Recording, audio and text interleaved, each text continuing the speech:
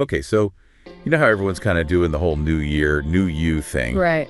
Well, we're going to ditch that for a sec and get real with our finances in 2025 with this deep dive. Sounds good. You sent over some really interesting stuff about financial planning. And Yeah. I got to say, this isn't your typical, like, budgeting 101. It really isn't. Yeah, it goes deeper. Much deeper. And it all starts with this idea that your finances are like, Uh-huh. they're connected to your well-being. Absolutely. Yeah, and I mean, Yeah. we all know that money stress is a thing. Oh, for sure. But this material, it's like it lays out how financial well-being can actually impact your health. Like even down to like the cellular level. It's true. It's kind of mind-blowing. It is. Have you ever noticed that connection in your own life? Oh, yeah, absolutely. Yeah. It's like when it rains, it pours, right? Right. Financial stress, it just seems to make everything else worse. Totally. And what I find so interesting about this material is how it talks about financial planning. It's like it's preventative health care. Yeah. You know, we go for checkups, we try to eat healthy to avoid getting sick. Mhm. Why not do the same thing with our money? I love that. It's like an annual financial physical. Exactly. Instead of waiting till there's a crisis, Totally. you're proactively checking in, making sure things are running smoothly. Exactly. So speaking of checkups, Yeah. let's talk about the B word, Budgeting. budgeting. Yeah.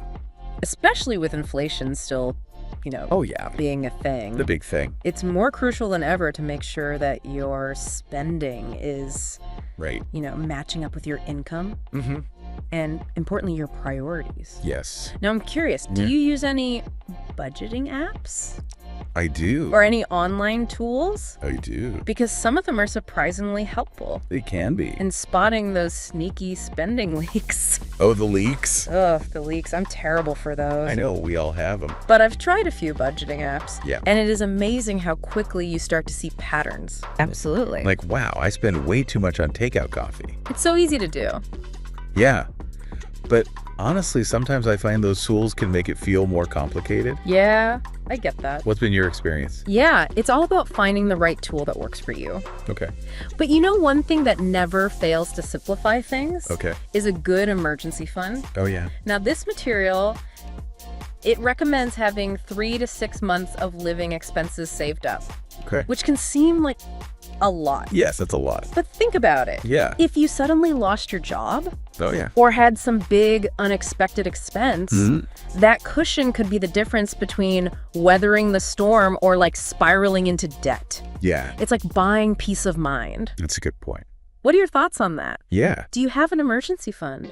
I do. And how does it stack up against that recommendation? So that's a great point about the peace of mind. Yeah. Because I think for a lot of people, myself included, saving that much can feel impossible. It can. Like, where am I going to find that extra money? Right. But honestly, having gone through a job layoff a few years ago with very little saved, Oh, yeah. the stress was insane. I bet. So I am slowly building up that fund now. Good for you. Even if it's just like a little bit each month. That's all it takes. What about you? Yeah. Do you have a fully stocked emergency fund? I'm working on it just like everyone else. Okay, good. But you've hit on something super important. What's that?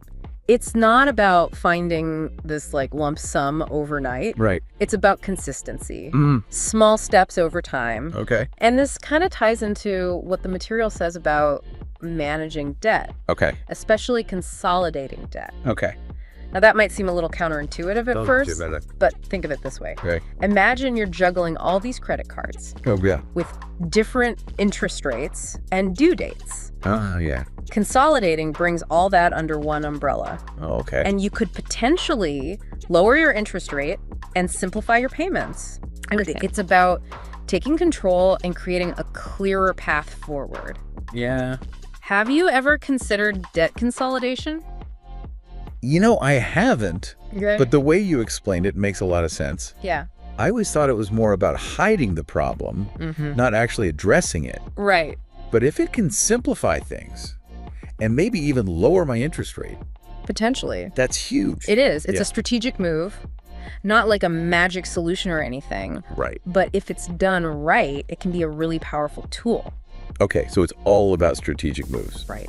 both for managing debt and planning for the future. Yes. And this material really emphasizes the importance of revisiting your goals, especially those long-term ones like retirement. Yes, very important. And it's not about saving a ton of money all at once. Right. It's about those small, consistent contributions. Absolutely. Adding up over time. Yes. Thanks to the magic of compound interest. That's the key. Okay, so speaking of long-term goals, what are your financial dreams for 2025? Oh, wow. Are you on track, or do you need to make some course corrections? You know, it's funny you should say course corrections, because that's actually what this material is all about when it comes to like asset allocation. Okay. It's not something you just like set and forget. Right. You know, your investments should kind of evolve with you. Okay. Especially as you get closer to retirement. That makes sense. Yeah. But I think a lot of people, myself included, get intimidated by the whole idea of asset allocation. I get it. It just feels very like Wall Street, very jargony. Very technical. Can you break it down for us? Like, sure. Even someone who's new to investing can understand. Absolutely. Okay. Think of it like this. Good. Yeah, good. You're adjusting the sails on a ship. Okay. As you're navigating different waters. Okay. I like that. When you're younger and you're further away from retirement, you've got more time, so you can take on more risk. So your portfolio, it can be more heavily weighted towards things like stocks, which have the potential for higher returns, but also a little bit more volatility. Okay, so it's like you can be a little bit of a daredevil Exactly. when you're younger because you've got time to recover if things get a little rocky. Exactly. You have time to make up for any losses. Okay. But as you get closer to retirement, the focus shifts from growth to preservation. Okay. You want to make sure you protect what you've earned. Right. And that it's there when you need it. Makes sense. So you might start shifting to more conservative things like bonds. Okay. Which typically offer lower returns, but they're considered less risky. Okay. So it's all about finding that sweet spot. Exactly. Between risk and reward based on your age and how far away you are from that finish line. Yes. Retirement. Exactly. But it's not just about age though, right? No, it's like other things can happen in your life. For sure. Like having kids or buying a house. Absolutely. That can impact your investment strategy too. All those major life events, you're absolutely right. Okay, so it's not just chronological. Right. It's really about your big picture. Your overall financial picture, yes. And what you want to do. With your money. And that's why it's so important to review your portfolio regularly. Okay. Just like those financial physicals we were talking about. Right. You want to make sure your investments are still aligned with your goals and your risk tolerance. Okay, so speaking of aligning things. Let's switch gears to something that's often overlooked, but still crucial for your financial well-being. Right. Estate planning. Estate planning. Okay, not exactly the most exciting topic, All right. but definitely important. It is. And I think a lot of people think it's only for like older people or if you have a lot of assets. Right. But this material is saying that everyone, no matter how old you are, regardless of your age, or how much money you have, should have at least a basic plan. Absolutely. Why is that? Well, it's about having peace of mind. Yeah. Knowing that your loved ones are taken care of. Yeah. No matter what happens. And estate planning, it's not just about like writing a will. It's about making sure that your wishes are followed and your assets are distributed the way you want. Okay. It can also include things like a healthcare proxy or a power of attorney, which can be really helpful if something happens and you can't make decisions for yourself. So it's about taking control and making sure your voice is heard. Exactly. Even when you can't speak for yourself. Even when you can't. Yeah. And while it might not be the most fun thing to think about, no, having these things in order can actually relieve a lot of stress. It really can. It's about being prepared. Being prepared, yeah. And proactive. Exactly. Which really aligns with this whole idea of taking ownership of your financial future. Absolutely. So it's like an ounce of prevention is worth a pound of cure. Right. But for your finances. Exactly. And speaking of prevention, yeah, let's circle back to those small steps that can make a big difference. Okay. The material really emphasizes that you don't need to change everything overnight. No. You see results. Small changes over time. Okay. It's like training for a marathon. You don't start by running 26 miles. No, you don't. You gradually increase your mileage. Okay, I like this analogy. You build up your endurance and stamina. So instead of overhauling your entire financial life at once, right? Maybe just focus on one small change each month. Exactly. Like, okay, this month I'm cutting back on eating out. Yeah. Or this month I'm going to automate a small amount of savings every week. That's a great one. Yeah. It's about finding what works for you. Yeah. And building momentum. Okay. And just like with marathon training, There'll be times when you feel challenged. Right. Or maybe a little discouraged. Yeah, for sure. But just remember why you're doing this. Yeah. And just keep moving forward. Even if it's just one step at a time. And celebrate those small wins along the way. Yes. Every step in the right direction is a victory. It is. Okay, well, speaking of celebrations, I'm really glad we dove into this topic. Me too. It's given me a lot to think about. Yeah. And hopefully our listeners are feeling inspired. Yeah. To take action, too. I hope so. I think a lot of times people get caught up thinking that financial planning is only for, rich people or people close to retirement. Right.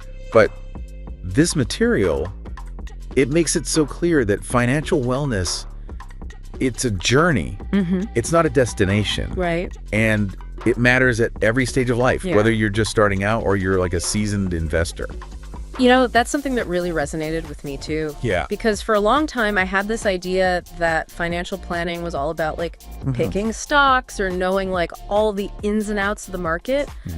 But this stuff, it's completely changed my perspective. I hear you. It's really about aligning your money with what you value. Absolutely. And creating a life that you're intentional about. Exactly. And it doesn't matter how much money you make. It's for everyone. Yeah. And you know what else really stuck with me? What's that? There's no one-size-fits-all approach. Nope, definitely not. Everyone's financial situation is different. Totally. Different goals, different risk tolerance, different life circumstances. Absolutely. And that's why this material is so big on creating a personalized plan. It's not about following some cookie cutter formula. Right. It's about figuring out what works for you. Exactly. It's like your own financial fingerprint. I love that. Right. But where do you even start with that? Creating a personalized plan. Yeah. I think that's where people get stuck. It can feel overwhelming, for sure. Yeah. And while this material has tons of great advice, it also says it's really important to talk to a professional when you need to. Okay. Connecting with a financial advisor can be super helpful, especially if you're feeling lost or overwhelmed or you just don't know where to start. Yeah. It's like having a personal trainer for your money. Oh, I like that. They can help you figure out where you're at, what you want to achieve, and make a plan to get you there. So it's about having an expert in your corner. Exactly. Someone who can give you advice and help you navigate all that complicated financial stuff. Yes, exactly. But beyond that professional guidance, there's also a lot we can do on our own. Absolutely. To build better financial habits. For sure. One thing that really hit home for me was how important mindfulness is, especially with spending. Oh, yeah, big time. It's so easy to spend without thinking. It really is. Especially these days with instant gratification and online shopping and everything. Everything's so accessible. Yeah. We're always being told to buy more stuff, upgrade our lifestyles, keep up with the Joneses. There's a lot of pressure. It is. And it's we're on autopilot. It's swiping our credit cards without even thinking about it. It happens. But this material, it's encouraging us to pause. Yes. And be more aware of what triggers our spending and make conscious choices. I love that word, conscious choices. Yeah, about where our money goes. It's so important. It's about asking yourself, do I really need this? Right. Or is this thing I'm about to buy? Yeah. Does it actually align with my values and my goals? Does it bring you joy? Right, exactly. It's not about depriving yourself. Oh, not at all. It's about making choices that support your well-being. That support your overall well-being. That's the key. It's about shifting your mindset. Okay. From scarcity. To abundance. Abundance. Yes. And that abundance mindset. Yes. It's not just about having more money. It's not. It's about feeling secure and empowered. Yes. And in control of your financial future. I love that. Okay, so speaking of the future. Yeah. One final takeaway that really hit me. Okay. Was this whole emphasis on investing. Not just for retirement, but for overall financial health. Absolutely. Investing, it's not just for rich people or financial experts. Nope. It's for everyone. A powerful tool. It is. That can help you grow your wealth over time, reach your goals, create a more secure future. I agree. And it doesn't have to be scary or complicated. It really doesn't. There's so many resources out there. There are. Like robo-advisors and target date funds that make investing easy for anyone. Anyone, no matter how much experience you have. Or how much money you make. Exactly. The key is to just start early. Start early. Even if it's with a small amount. It all adds up. And let that compound interest work its magic. The magic of compounding. And remember, investing isn't just about putting your money in the stock market. Yeah. It can also be about investing in yourself. Yes. Through education. Absolutely. Personal development. Yes. Or even starting a side hustle. Love it. It's about creating a life of growth and possibility. It is. So as we wrap up this deep dive into financial wellness, I really hope you're leaving feeling empowered. I also too. And inspired to take control of your financial future. It's all within your reach. Remember, it's not about being perfect. Nope. It's about making progress. Progress, not perfection. Small steps taken consistently can lead to big results. They can. And whether you're just starting out on your financial journey or you're already a pro, there's always something new to learn. Always. More to explore and more to achieve. So true. So embrace the journey. Embrace it. Stay curious. Stay curious. And never be afraid to ask for help along the way. Great advice. Your financial well-being is within your reach. It is. And the possibilities are truly limitless. Limitless.